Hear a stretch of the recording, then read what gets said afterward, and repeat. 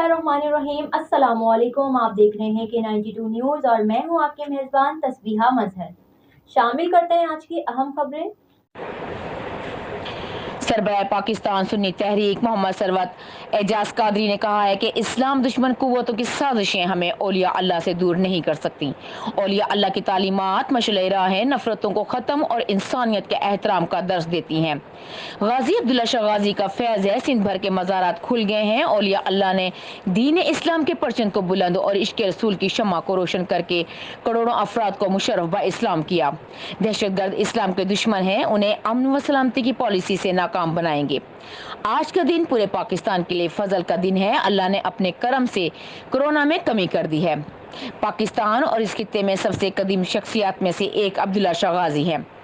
1300 साल पहले अब्दुल्ला शाह गाजी ने कराची की सरजमीन पर कदम रखा तो यहाँ कुफ्र व जुल्मत की तारीकी थी। आपने अपने किरदार और दीनी तालीमात से मुर्दा दिलों में इस्लाम की किरणें मुनव्वर की। 13 सदियां गुजर जाने के बावजूद आज भी आशिकाने रसूलों के दिल पर राज कर रहे हैं। इन ख्याल का इजहार सरवत एजाज कादरी ने सैयदना अब्दुल्ला शाह गाजी के मज़ार पर फूलों की चादर पोशी व फातिहा ख्वानी के बाद मीडिया से गुफ्तगू करते हुए किया। इस मौके पर इनके हमरा अरकान राब्ता कमेटी फहीमुद्दीन शेख, मोहम्मद शहजाद कादरी, मोहम्मद तैयब कादरी, कराची के अमीर गुलाम मुर्तजा कादरी व दीगर भी मौजूद थे। सरवत एजाज कादरी का मीडिया से कहना था कि मुल्क दुश्मनों से अल्लाह पाक हमें निजात दिलाए, मज़ारात के साथ जामियात बनाई जाएं। मज़ार अक़दस पर लाखों अकीदतमंदों का हजूम है। इस बात की दलील है कि पाकिस्तान औलिया कराम का फैजान है और इंशाअल्लाह ये मुल्क ता क़यामत तक कायम रहेगा। सरवत एजाज कादरी का मजीद कहना था कि दीन इस्लाम मोहब्बत और अमन व सलामती से फैला है।